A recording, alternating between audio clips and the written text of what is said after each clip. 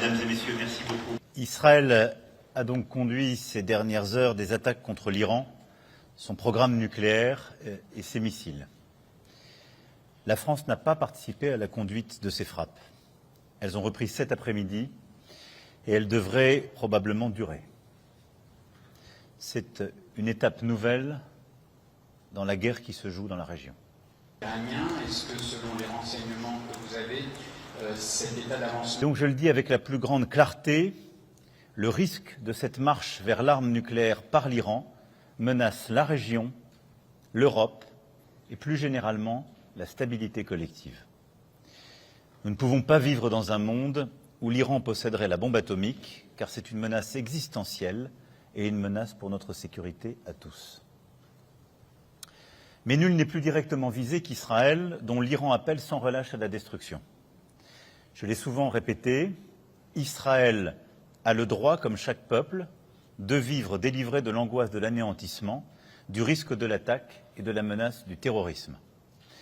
Nous restons attachés à cette exigence pour la sécurité d'Israël. Je l'ai réaffirmé ce matin au Premier ministre Benjamin Netanyahou. La riposte massive de l'Iran dans les prochaines heures ou prochains jours. L'objectif, c'est donc un État palestinien démilitarisé, reconnaissant l'existence et la sécurité d'Israël, qui doit recevoir le soutien d'une mission internationale de stabilisation.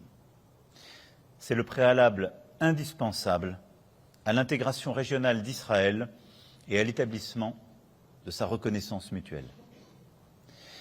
Si nous devons décaler la tenue de cette conférence pour des raisons logistiques et sécuritaires, dans la mesure où les dirigeants de l'autorité palestinienne ne peuvent rejoindre les Nations unies, elle aura lieu au plus vite. Et dès les prochains jours, en lien évidemment avec les dirigeants de la région et plus particulièrement avec l'Arabie saoudite, une date sera refixée.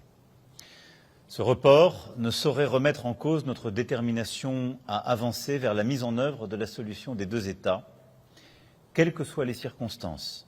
J'ai dit ma détermination à reconnaître l'État de Palestine. Elle est entière et c'est une décision souveraine. Et une possibilité de calmer les choses. Troisièmement, concernant mon rapport personnel et avec M.